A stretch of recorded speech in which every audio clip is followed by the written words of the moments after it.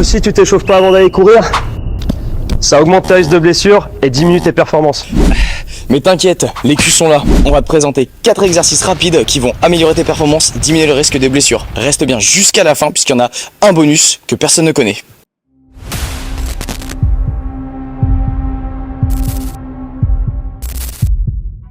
Depuis qu'on a ouvert la salle, on a remarqué que beaucoup de personnes venaient nous voir suite à des blessures qu'ils avaient eues à cause de la course à pied. Donc c'est pour ça qu'on s'est un petit peu penché sur le sujet et qu'on va aujourd'hui vous donner les 4 exercices qu'on donne le plus souvent à nos clients. Premier exercice de cet échauffement, on va activer un petit peu le bas du corps, mais également le système cardiovasculaire respiratoire. Avec un petit peu de bike, résistance pas très forte, pour juste activer un petit peu, puisque la course à pied il y a très peu de résistance, ça nous sert à rien de mettre la résistance à 10. Si toutefois t'as pas de bike parce que tu t'entraînes chez toi, un très bon moyen de pouvoir s'échauffer spécifiquement pour la course à pied, c'est la corde à sauter. On est sur à peu près les mêmes mouvements et ça va stimuler le système cardiovasculaire respiratoire à peu près de la même manière. Si jamais t'as pas de corde à sauter, tu peux sauter sur place, sans corde. Donc deuxième exercice de cette routine d'échauffement, le Jean-Claude Van Damme. Donc je vais me mettre sur un pied. En fait, c'est un exercice qui va permettre d'améliorer sa mobilité de hanche, surtout au niveau des rotations.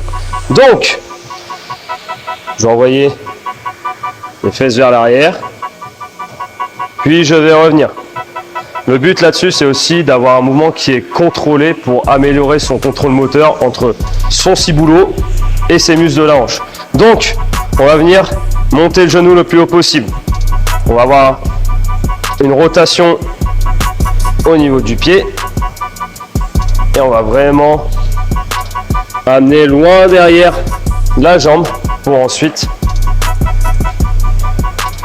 la ramener. Donc ça, vous pouvez le faire des deux côtés. 5-6 répétitions, c'est amplement suffisant. Et si vous avez du mal avec une rotation de hanche qui est un petit peu petite, dans ce cas-là, vous pourrez vous servir d'une box.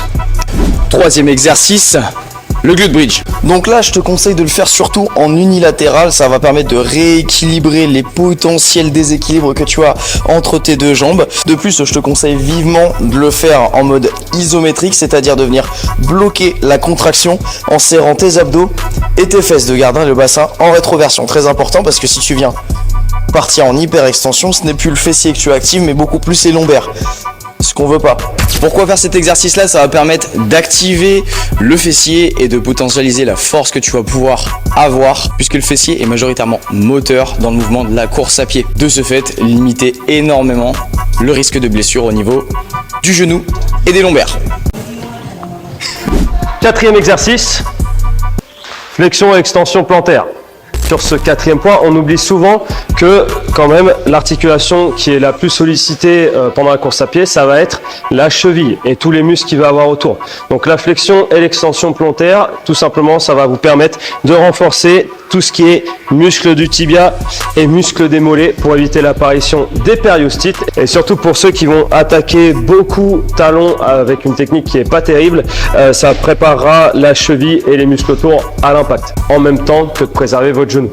Exercice bonus, trop souvent oublié, abdos, fléchisseur de l'hanche. On en a un qui est nickel, qui tabasse les deux, c'est le L-sit, soit la version deux jambes, donc on est vraiment en rétroversion, les mains devant. Je lève mes jambes tendues, sinon les fléchisseurs de hanche sont beaucoup moins activés. Soit la version comme ça, on peut le faire en dynamique ou en isométrique. Voilà, à vous de varier. Pourquoi on le fait? Parce que les fléchisseurs de la hanche sont quand même énormément moteurs dans la course à pied. Encore plus quand on court rapidement, quand on fait des sprints, ils sont beaucoup plus engagés. Et ils sont trop peu échauffés. Ce pourquoi on a souvent des psoas où ça merde, souvent le haut des quadriceps où ça merde. En plus de ça, le L-sit est nickel puisqu'il tabasse aussi les abdos qui sont engagés dans la rétroversion du bassin, puisque en course à pied, si on se flingue le dos, on a tendance à se mettre en antéversion, du coup à flinguer complètement les lombaires. Pour pallier à ça, on va venir échauffer les abdominaux, puisqu'en plus ça va maintenir ta posture. Voilà. Cool. Donc en gros, j'espère que cette vidéo t'aura plu, que tu auras appris plein de trucs et tu vas mettre en place ce qu'on t'a dit. pour éviter les blessures et augmenter tes performances en course à pied. Parce que oui, effectivement, on parle beaucoup de gymnastique, de proprioception, de renforcement musculaire, mais être un athlète complet et hybride, c'est aussi savoir courir si tu veux survivre. Donc n'hésite pas à nous identifier sur les réseaux pendant ta prochaine session de course à pied. Pour ton prochain échauffement. Pour ton prochain échauffement. Et n'hésite pas à partager, à liker et à nous envoyer des idées. Si jamais tu veux plus d'idées, que ce soit sur la course à pied ou sur l'entraînement hybride, tu nous envoies un petit message ou alors tu commandes directement sous cette vidéo. Course à pied. De ton sujet, bref. Et si jamais tu fais partie des 73,2% des gens qui ne s'abonnent pas mais qui regardent quand même le contenu, s'il te plaît, on va venir te chercher chez toi. Pour que tu t'abonnes. Exact. Donc, si notre travail t'apporte, je te laisse cliquer sur le bouton s'abonner, ça ne coûte rien. Et si tu veux faire le step d'après, c'est de partager cette vidéo pour aider le plus grand nombre d'athlètes hybrides. Sur ce, bisous. Même si t'es à Perpignan. J'ai un problème avec Perpignan. T'as un problème avec Perpignan. Faudrait peut-être que j'y aille. Ou Carcassonne aussi.